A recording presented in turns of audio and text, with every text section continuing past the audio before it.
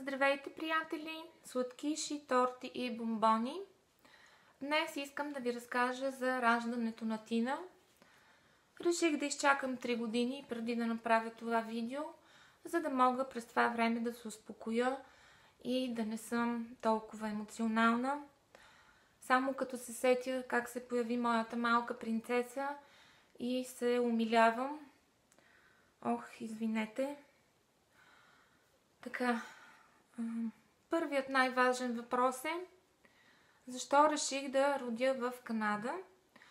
Единствената причина е, че исках да сравня как е с България и след това да мога да ви разкажа. Препоръчвам ви всеки път като раждате да е в различна държава, така за разнообразие. Основната най-голяма разлика с България е в отношението на медицинския персонал. Аз не съм свикнала да се отнасят добре с мен по болниците и ми беше така много странно, че има някакви мили хора. Другата разлика, която много ми хареса, е, че не се прави клизма и можеш да се храниш когато искаш, можеш и да пиеш кафе, както аз направих дори в последната фаза. Но 3-те ми раждания съм ги описала в блога си, така че на който му се четат ужаси да ходи да чете там.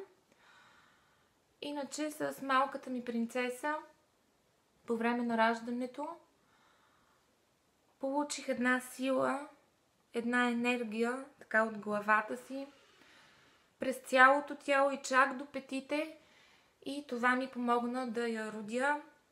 Сигурно и защото и Айванчо ми даваше от неговата енергия и това много ми помогна. Глупости дрънкам, разбира се. Общото между 3-те ми раждания, че и 3-те пъти в някакъв момент поисках да ме застрелят, но се оказа, че не им е в правомощията.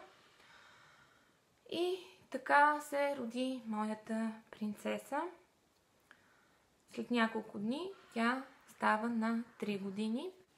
Сега тук искам да ви се оплача, че много съм обидена и разочарована, че не получавам никакви пиар пратки. Крайно време е фирмите да ми изпратят нещо. Толкова добре бих могла да рекламирам нещо. Какво нещо? Нямам представа. Да помисля. Може би презервативи, за да, как да не се здобиете с 3 деца като мен. Или пък някакви успокоителни за майки. Или пък вино. Всяка майка трябва да има под ръка вино. Аз обичам бяло. Също така може ракия за Айванчо, и той душа носи. Има българска ракия тук, но тя е на цената на уиски, така че ако желаете, можете да му изпратите. Друго какво? Друго не се сещам. Може би много хубава реклама бих направила на някоя авиокомпания. Как се пътува много приятно с 2 неконтролируеми деца.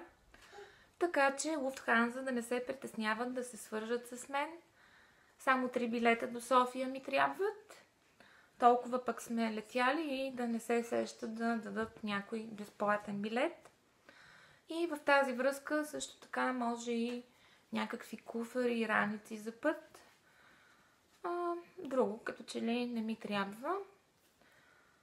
Да, така че, уважаеми фирми, можете да ми пишете с бизнес предложения. Това беше всичко от нас за днес, приятели. Довиждане!